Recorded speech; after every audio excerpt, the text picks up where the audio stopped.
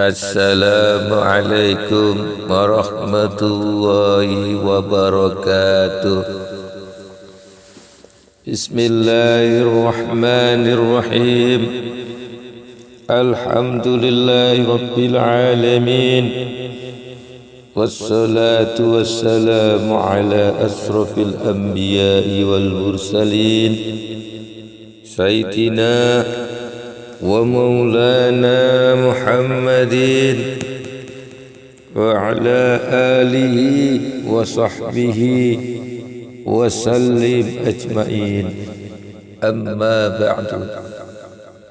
Para jamaah yang dimuliakan Allah, kita lanjutkan untuk mentelaah kitab Hayatus Sahabah. Dalam hal ini akan membahas masalah hadis mengenai sifat baginda Nabi sallallahu alaihi wasallam. Diriwayatkan oleh Ya'qub bin Sufyan Al-Fasawi Al-Hafiz dari Al-Hasan bin Ali radhiyallahu anhuma, katanya, aku pernah bertanya kepada pamanku yang bernama Hindun bin Abu Hala yang sangat pandai dalam menceritakan ciri-ciri baginda Nabi sallallahu alaihi wasallam, dan aku sangat menginginkan agar ia menceritakannya kepadaku supaya aku dapat mengingatnya.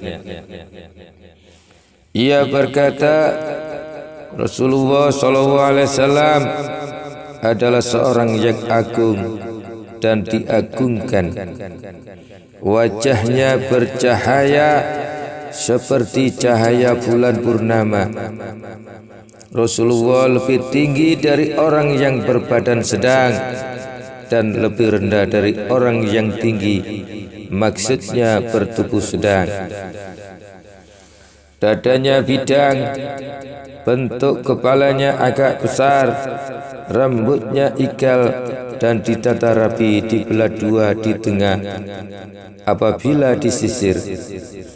Apabila beliau membiarkan rambutnya terurai, panjang rambutnya melebihi cuping telinganya bila beliau menguraikannya.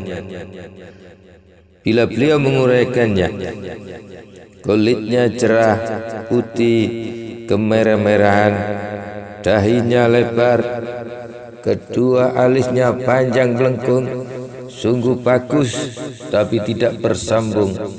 Di antara keduanya terdapat urat yang bisa terlihat bila beliau sedang marah. Hidungnya panjang, membungkuk di tengahnya, kecil ujungnya dan ujungnya bersinar-sinar, sehingga orang yang tidak begitu memperhatikan menganggap hidung beliau itu mancung. Janggut beliau sangat tebal, bola matanya sangat hitam, kedua belah pipinya halus rata, mulutnya sederhana dan lebar, giginya putih berkilat, tajam dan jarang. Di dadanya tumbuh bulu yang halus dan lembut, lehernya panjang putih melepak, bagaikan warna putih perak. Bentuk anggota tubuhnya proporsional, tubuhnya besar, anggota-anggota tubuhnya saling menopang satu sama lain. Perut dan dadanya sama rata, yakni tidak buncit sedikit pun. Dadanya bidang, jarak antara kedua bahunya lebar. Rasulullah SAW memiliki ujung tulang yang besar, bagian tubuhnya yang tidak berbulu nampak berkilauan. Bagian bawah leher dan pusarnya ter tersambung oleh jalinan bulu halus bagaikan sebuah garis. Kedua, tetek dan perutnya tidak ditumbuhi bulu. Di kedua belah siku, bahu dan dadanya terdapat bulu yang lebat. Kedua lengannya panjang dan telapak tangannya lebar. Jari-jari serta telapak kedua tangan dan kakinya tebal berdaging. Jari jemarinya panjang, kedua belah sikunya kasar, telapak kakinya berlekuk. Kedua belah tumitnya halus dan licin, sehingga air selalu tergelincir jatuh darinya. Apabila berjalan, beliau mengangkat kakinya tinggi-tinggi dari tanah dengan tegap dan kuat. Langkah kakinya terayun-ayun dan berjalan dengan lembut tetapi cepat. Apabila beliau berjalan, nampak seperti sedang berjalan di tempat yang menurun. Apabila menoleh, beliau akan memutarkan seluruh tubuhnya, senantiasa tunduk dan merendahkan pandangannya. Pandangannya lebih sering ke bawah, yakni tunduk, daripada menengadah. Apabila memandang, beliau hampir selalu dengan melirik. Selalu berjalan di belakang para sahabatnya. Jika mereka berjalan bersama-sama,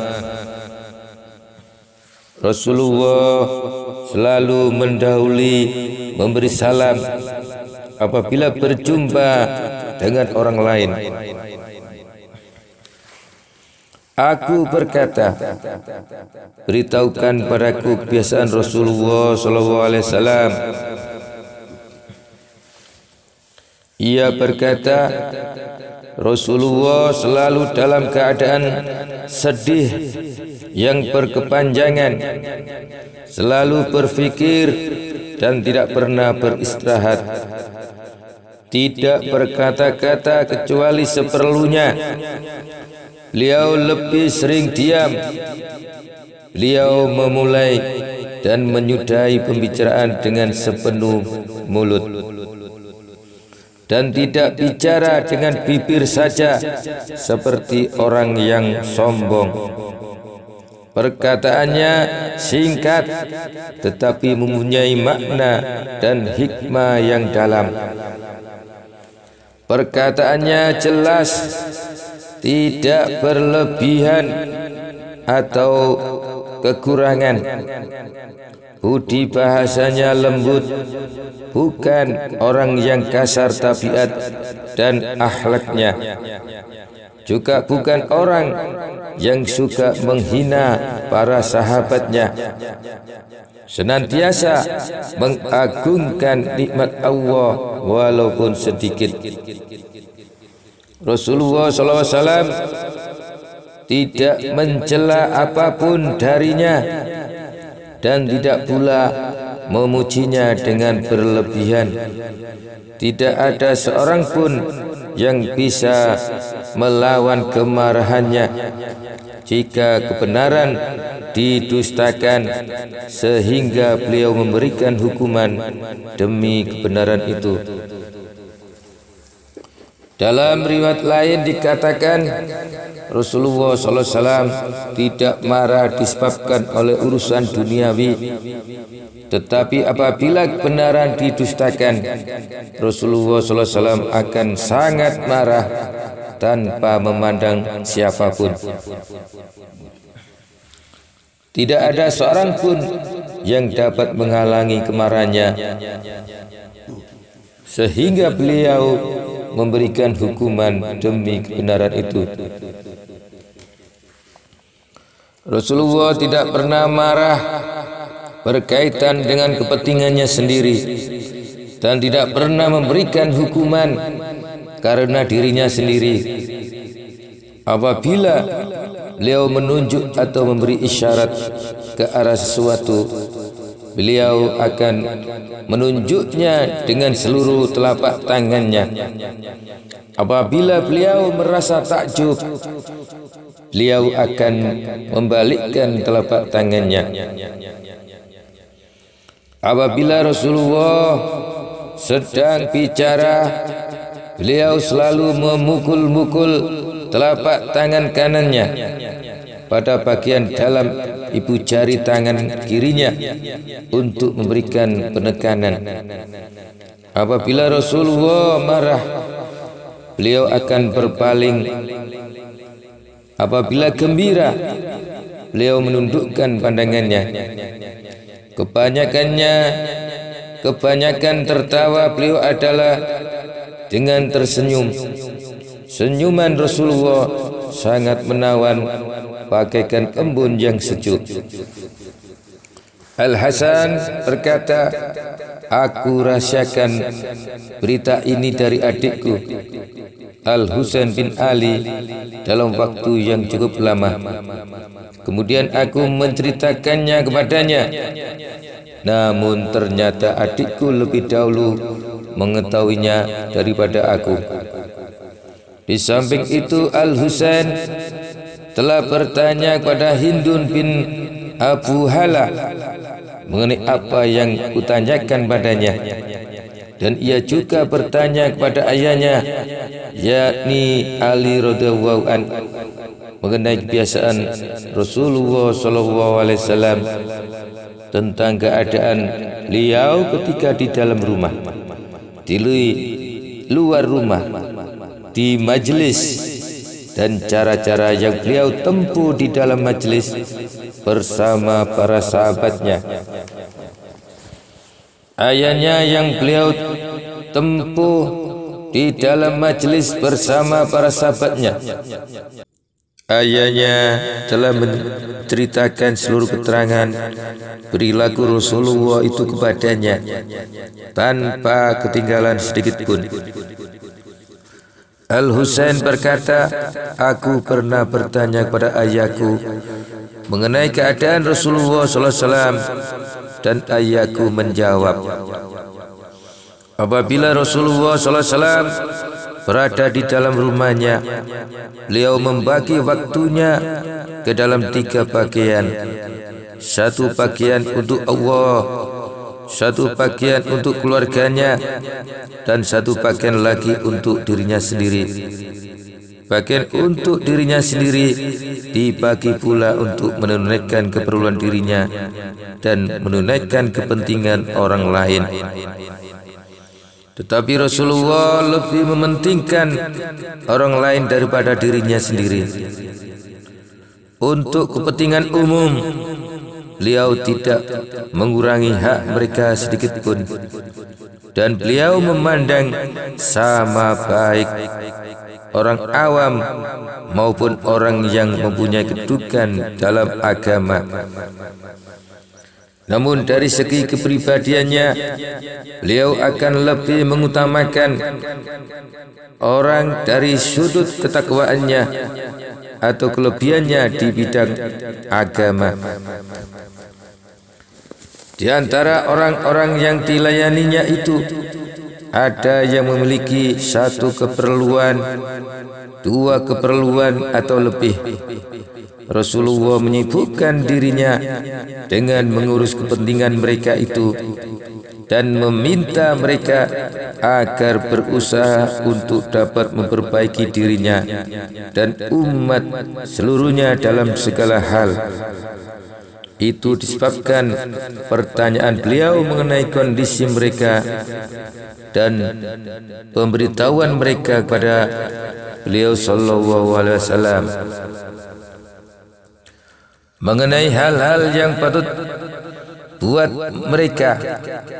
Rasulullah SAW bersabda, hendaknya orang yang hadir memberitahukan mereka yang tidak hadir.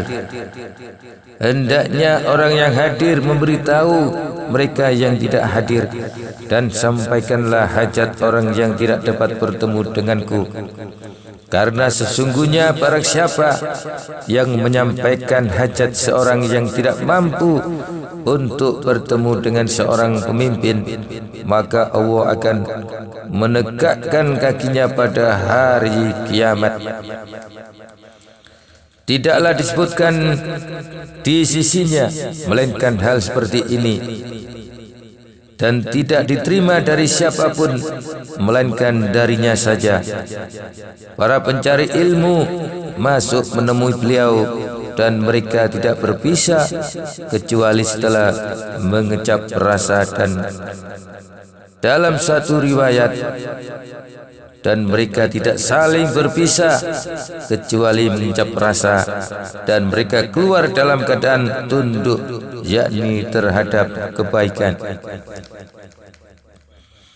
Kemudian aku tanyakan pada ayahku mengenai keadaan Rasulullah SAW apabila keluar menemui khalayak ramai.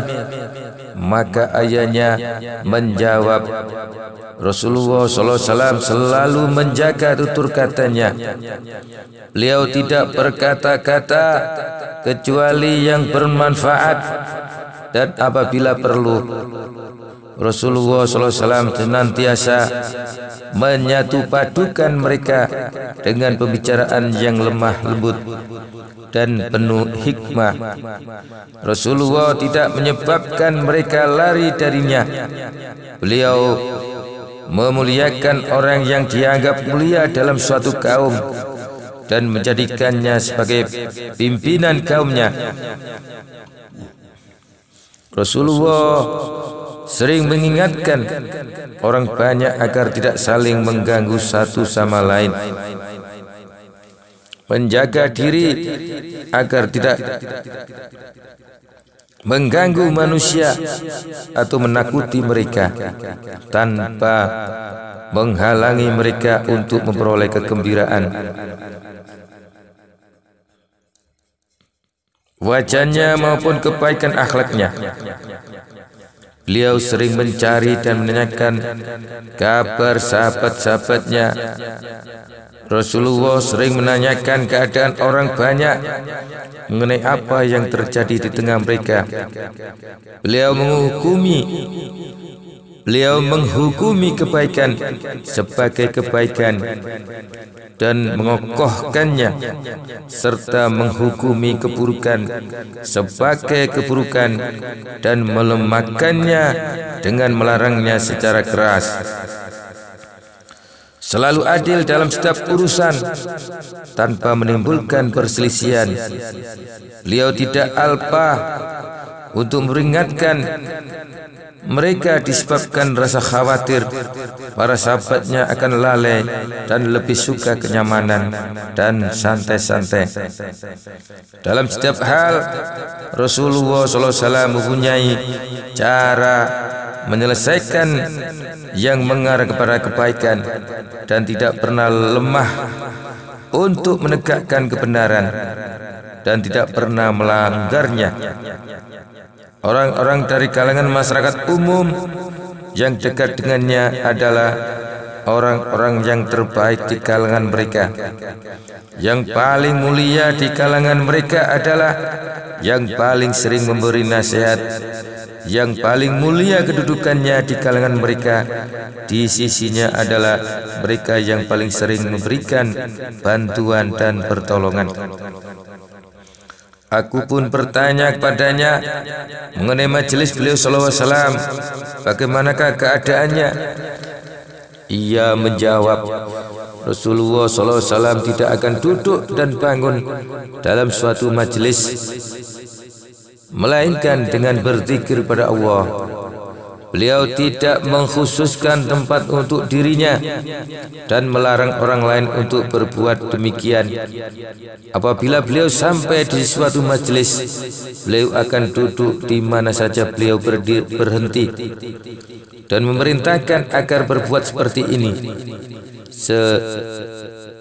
Beliau juga selalu memberikan bagi teman duduknya apa yang menjadi haknya, sehingga teman duduknya tidak menyangka bahwa ada orang lain yang dimuliakan oleh beliau lebih daripadanya. Siapa saja yang duduk menemui Rasulullah atau berdiri bersamanya karena ada suatu keperluan, maka beliau selalu bersabar sampai orang itu yang akan pergi terlebih dahulu. Siapa saja yang meminta suatu keperluan pada Rasulullah, maka beliau tidak menyuruhnya pergi, melainkan dengan membawa keperluan yang dia inginkan.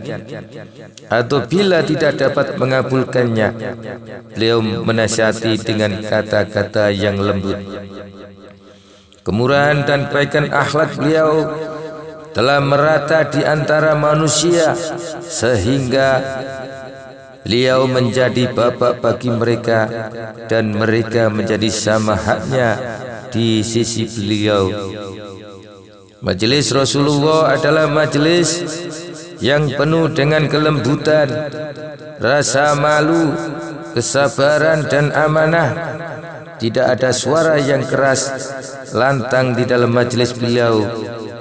Hal-hal yang harus dijaga tidak pernah dicela dan kesalahan-kesalahan orang-orang tidak pernah disebarkan. Peserta majelis itu pada umumnya berlaku adil, saling mencari kelebihan diri dalam ketakwaan. Mereka selalu merendahkan diri dan memuliakan orang yang lebih tua dan menyayangi yang muda, mendahulukan yang punya kepentingan dan melindungi orang asing. Aku pun bertanya kepada ayahku mengenai perilaku Rasulullah SAW apabila berada di antara peserta majelisnya. Katanya Rasulullah SAW selalu berwajah ceria, mudah bergaul, selalu melayani orang yang berada di sekelilingnya dengan penuh rahmat tamah. Rasulullah sama sekali bukan orang yang kasar dan berakhlak buruk, bukan orang yang suka menjerit atau berteriak, tidak suka berbuat keji. Beliau juga tidak suka mencerca dan merendahkan manusia, tidak berguru dalam setiap perkara, tidak bergurau dalam setiap perkara. Apabila beliau tidak menyukai sesuatu, beliau melupakannya, namun tidak membuat putus asa orang yang menyukainya, dan tidak pula membuatnya pergi dengan tangan hampa. Sesungguhnya beliau menjauhkan diri dari 3 hal, yakni perdebatan, banyak bicara, dan hal-hal yang tidak bermanfaat. Terhadap manusia beliau menghindari 3 hal, yakni tidak menghina seseorang, tidak mencari-cari aib dan keburukan, dan tidak berkata-kata kecuali dalam perkara-perkara yang beliau harapkan pahalanya. Apabila Rasulullah SAW berbicara, semua orang yang hadir mendengarkannya dengan penuh perhatian, diam, tidak berbicara, seakan-akan ada burung bertengger di atas kepalanya. Bila beliau berbicara, maka mereka diam. Namun bila beliau diam, maka mereka berbicara, dan mereka tidak berani bertengkar di hadapan beliau. Rasulullah SAW akan ikut tertawa dengan yang ditertawakan oleh mereka. Rasulullah juga ikut merasa takjub bila mereka takjub terhadap sesuatu. Rasulullah akan bersabar atas sikap kasar orang-orang asing, baik dalam ucapan maupun permintaannya. Bahkan bila para sahabatnya sekalipun yang mengundang orang-orang asing itu ke dalam majelisnya, beliau bersabda, jika kalian melihat orang yang mempunyai keperluan, maka hendaknya kalian membantunya. Beliau tidak menerima sanjungan melainkan dari orang-orang yang membalas pujian beliau. Rasulullah tidak pernah memutus pembicaraan seseorang kecuali apabila lawan bicaranya menyeleweng, maka beliau akan memotong pembicaraannya dengan melarangnya atau berdiri meninggalkannya. Kata Husain, selanjutnya aku tanyakan kepadanya, bagaimanakah beliau diam? Dia menjawab, Rasulullah SAW akan diam untuk 4 alasan, yakni ketenangan, kewaspadaan, merenung dan untuk tafakur. Adapun perenungan dan mendengarkan setiap pembicaraan mereka. Adapun perenungan, dia menjawab, Rasulullah akan diam untuk 4 alasan, yakni untuk ketenangan, kewaspadaan, merenung dan untuk tafakur. Adapun perenungan beliau adalah dalam usaha untuk berlaku adil dalam memberi pertimbangan dan mendengarkan setiap pembicaraan mereka. Tafakurnya adalah mengenai hal-hal yang kekal dan yang akan musnah. Pada diri Rasulullah terkumpul segala sifat kelembutan dan kesabaran. Tidak ada sesuatu pun yang menyebabkan menjadi marah, dan tidak pula beliau meremehkannya. Beliau sangat hati-hati di dalam 4 hal, yakni senantiasa memilih yang lebih baik dan mengurusi mereka dalam perkara-perkara yang telah beliau SAW kumpulkan bagi mereka, baik dunia maupun akhirat. Hadis ini pernah diriwayatkan oleh Imam At-Tirmidzi dengan lengkap dalam kitab Asy-Syama'il dari sumber Hasan bin Ali bin Abi Thalib radhiyallahu an. Dia berkata, aku bertanya kepada pamanku, kemudian dia menyebutkan hadis tersebut. Dalam hadis itu juga ada cerita Al-Hasan dari saudaranya, Al-Husain dari ayahnya, yakni Ali bin Abi Thalib. Hadis ini juga diriwayatkan oleh Al-Baihaqi dalam kitab Ad-Dalail dari Al-Hakim dengan sanadnya. Dari Al-Hasan, dia berkata, aku bertanya pada pamanku Hindun bin Abi Hala, lalu dia menyebutkan riwayat itu. Demikian pula Al-Hafiz Ibnu Katsir pernah menyebutkannya dalam kitab Al-Bidayah juz 4 halaman 33. Sanad hadis ini disebutkan oleh Al-Hakim dalam kitab Al-Mustadrak juz 3 halaman 640. Kemudian ia menyebutkan hadis itu secara panjang lebar. Hadis itu juga dikeluarkan oleh Ar-Rujani atau Barroni dan Ibnu Asyakir seperti yang terdapat dalam kitab Kans Al-Ummal juz 4 halaman 32 dan oleh Al-Baghawi dalam kitab Isyabah juz 3 halaman 611. Tetapi yang diriwayatkannya dalam kitab Al-Kans Al-Ummal pada akhirnya disebutkan kalimat telah terkumpul sifat waspada dalam diri beliau dalam 4 hal, yakni beliau selalu mengambil yang lebih utama agar diikuti, meninggalkan hal-hal yang tercela agar dijauhi, ijtihad dalam mencari pemikiran yang bisa berbagi umat, dan mengurusi mereka dalam perkara-perkara yang telah beliau sallallahu alaihi wasallam kumpulkan bagi mereka, baik dunia maupun akhirat. Demikian ia menyebutkannya dalam kitab Al-Majma' halaman juz 8 halaman 275 diri At-Tabrani. Demikian sedikit apa yang bisa saya sampaikan pada saat ini. Mudah-mudahan ada guna manfaatnya. Subhanallah wa bihamdi, subhanallah wa bihamdika, asyhadu an la ilaha illa anta, astaghfiruka wa atubu ilaik.